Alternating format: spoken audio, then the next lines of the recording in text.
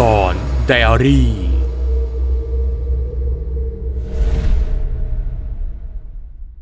ล่าท้าตำนานทั่วไทยไปกับน้ำมันเครื่องอีเดมิสึ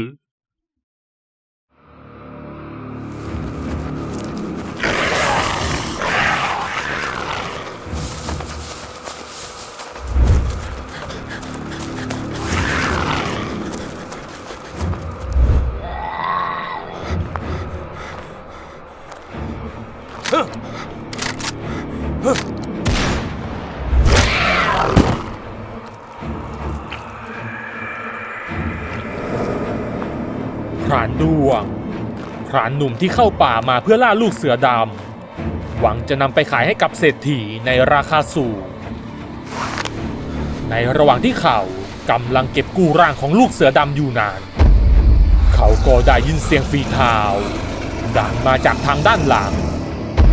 เขารับรู้ได้ถึงความโกรธแค้นอันมหาศาลที่พวยพุ่งออกมาพรานหนุ่มหันกลับไปด้วยใจที่เต้นรัวเป็นจังหวะเดียวกันกับที่ร่างเสือดำขนาดใหญ่กระโจนออกมาจากความมือเขายกปืนขึ้นแล้วเหนี่ยวไกออกไปแต่กระสุนของเขาไม่สามารถระคายผิวของมันได้เลยเสือร้ายร้องคำรามออกมาด้วยความโกรธแค้นก่อนจะกระโจนเข้าใส่พรานหนุ่มพร้อมกับใช้อุ้งเท้าตะปบไปที่หน้าอกของเขาจนเขากระเด็นตกหน้าผาไปแต่โชคยังดีที่เขาตกลงมาในแม่น้ำทำให้เขารอดชีวิตมาได้อย่างกระเสือกกระสน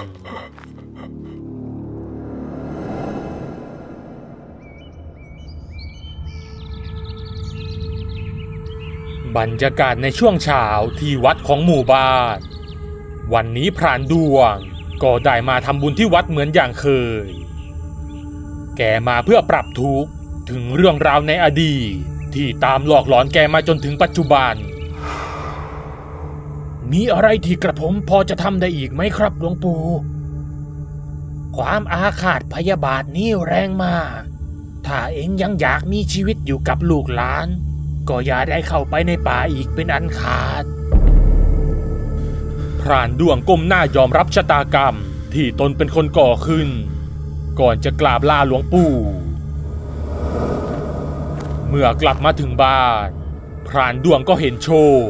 ลูกชายเพียงคนเดียวของเขาที่เพิ่งอายุครบ20 ปีโชคกำลังนั่งเช็ดลำปืนอยู่กับไอ้เขียวและไอ้จอมเพื่อนของเขาเพราะวันนี้เขาจะเข้าป่าเป็นครั้งแรกเอ็งจำเรื่องสมิงดำพาหมอกที่ข้าเคยเล่าให้ฟังได้ไหมโธ่นิทานหลอกเด็กที่พ่อใช้เป็นข้ออ้างเวลาฉันจะเข้าป่านะเหรอ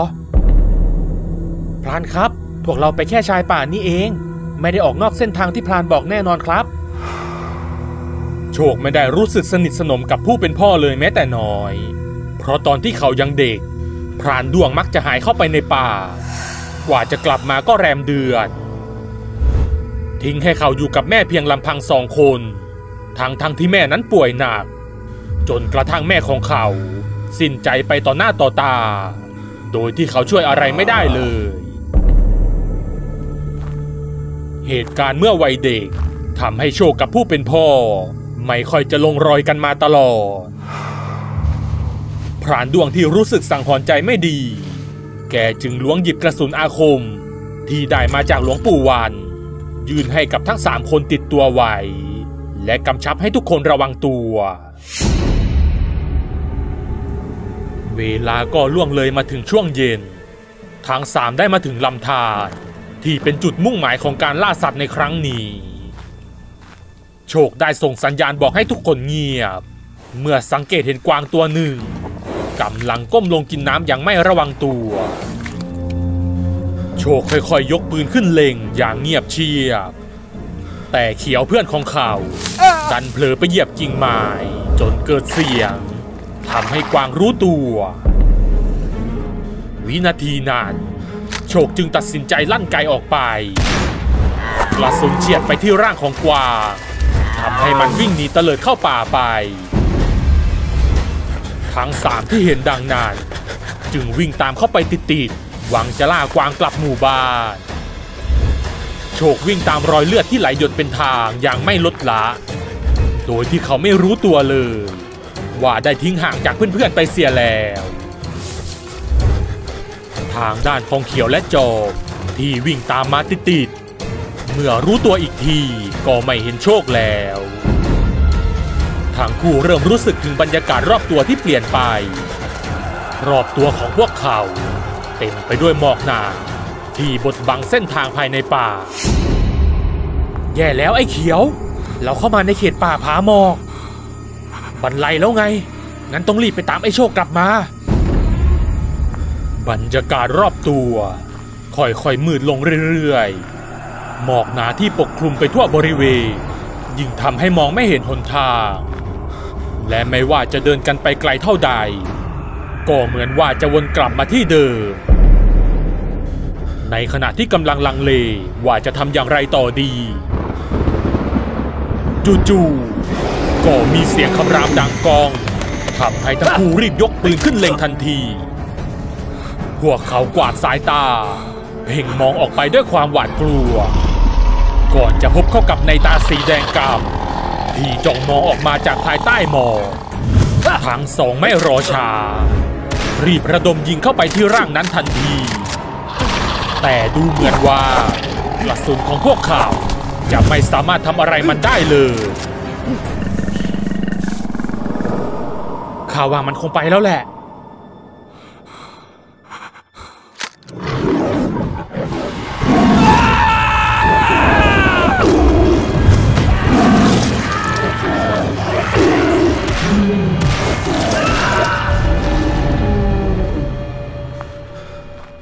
ทางด้านของโชคที่พลัดหลงกับเพื่อนก็กำลังหาทางกลับเขาเดินตรงไปเรื่อยๆจนมาถึงหน้าถ้ำแห่งหนึ่งซึ่งมีลักษณะเหมือนทางเข้าผาหมอกตามที่พ่อของเขาเคยเล่าให้ฟังทันใดนั้นก็ได้มีเสียงฝีเท้ากำลังวิ่งตรงเข้ามาทางเขาโชครีบยกปืนขึ้นเล็งด้วยใจที่ระทึก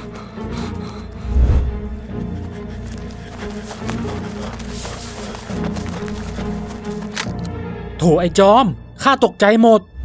ไอ้โชคไอ้เขียวมันตายแล้วไอ้เขียวมันถูกสมิงดำฆ่าตายเราต้องรีบออกจากป่านี้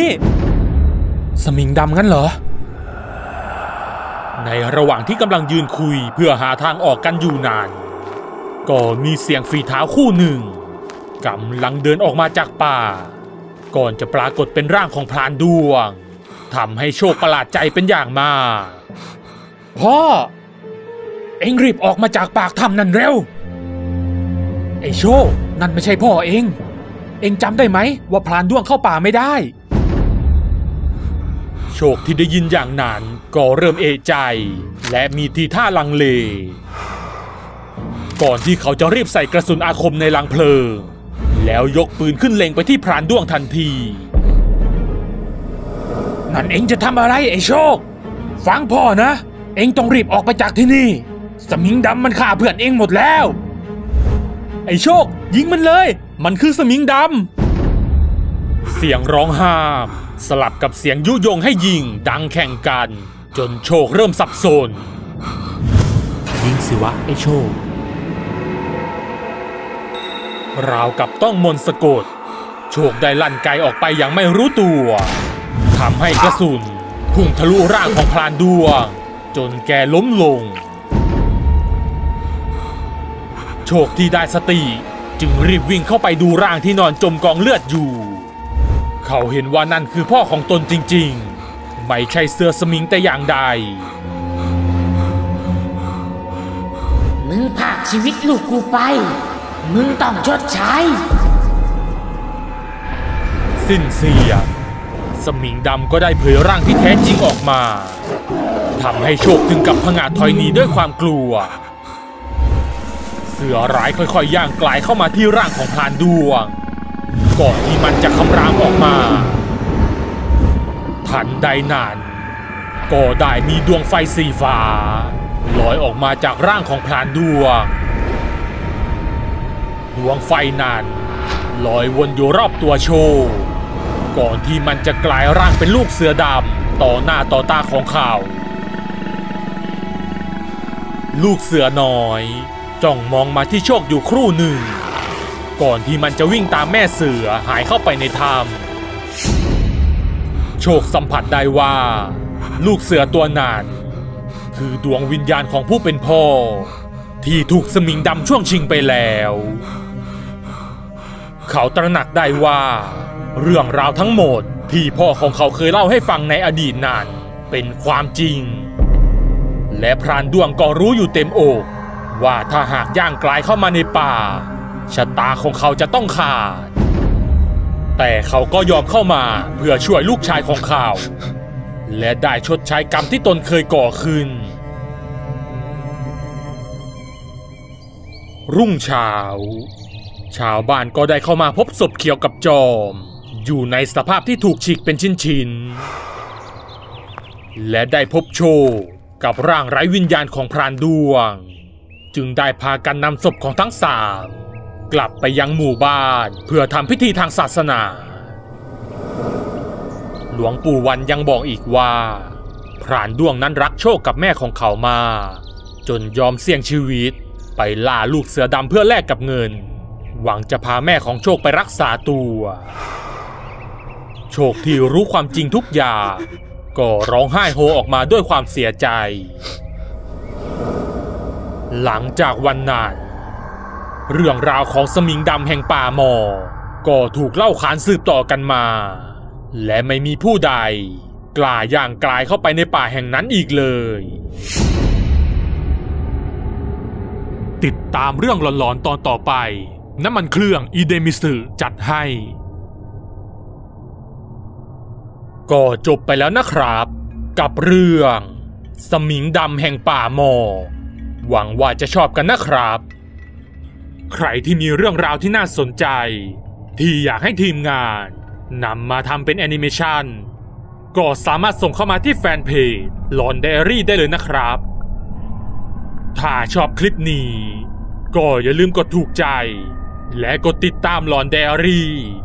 ทางช่องทาง Facebook และ YouTube เพื่อจะได้ไม่พลาดคลิปใหม่ๆอีกมากมายและเป็นกำลังใจให้ทีมงานทำคลิปต่อๆไปด้วยนะครับขอบคุณทุกท่านที่เข้ามารับชมครับ